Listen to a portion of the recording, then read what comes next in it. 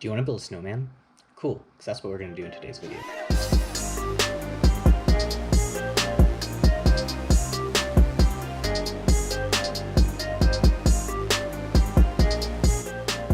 Hi, my name's Josh, and I want to share a strategy that I'm using to create generational wealth.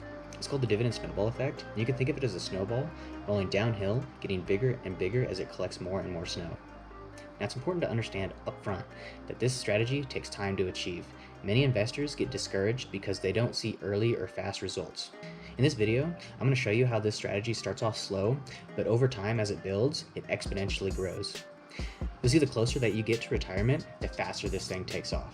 This is one of the reasons that I became a dividend investor in the first place. You might have heard me refer to this strategy in an earlier video, and I said that it's when you buy stocks that offer dividends, and then you use those dividends to purchase more shares, which then gives you more dividends to purchase more shares, and you can really see how this thing rolls over time. Here's an example of a dividend-paying stock, AT&T. AT&T is considered a dividend aristocrat, and they currently pay out 52 cents per share each quarter, or basically every 3 months.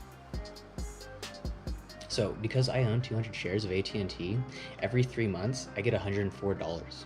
To be a dividend aristocrat, a company must grow its dividend payouts every year for 25 years in a row. This is important because dividend growth really helps kick that snowball downhill to grow faster. Next, I'm going to show you some examples of the dividend reinvestment program, or DRIP, and how it compares to not reinvesting your dividends at all.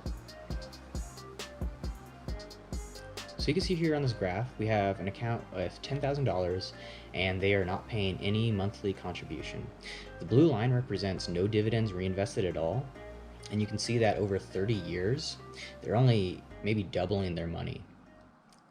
With dividends reinvested, they're at about $63,000. This looks all right, but let's go ahead and try another scenario. You can see here, same time frame, 30 years, same $10,000. The no monthly contribution, blue line, and the orange line, they're both the same. And down here, compared to investing just $500 a month for those 30 years, you can see a huge difference. With no dividends reinvested at all, over 30 years, you have about $270,000. But if you reinvest those dividends, you can see this exponential curve right here. With $570,000 at 30 years, you're more than doubling what you would have if you didn't reinvest those dividends.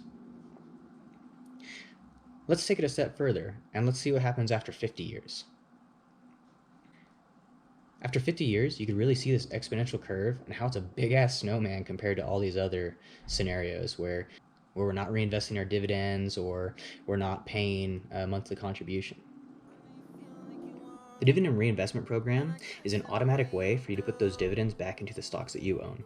This is good if you live a busy life and you can't actively manage your account. Or if you're not confident managing your account, you could let DRIP do it for you. One thing to keep in mind though is that not all brokerage accounts allow DRIP or allow the purchase of fractional shares. Both Robinhood and M1 Finance do, and those are what I currently use. So if you're not using DRIP, that's fine. You'll just have to manually reinvest those dividends on your own. I personally enjoy taking a more active approach in managing my portfolio, and I like to decide where those dividends go. For example, maybe I have a stock that pays a dividend and it's currently overvalued.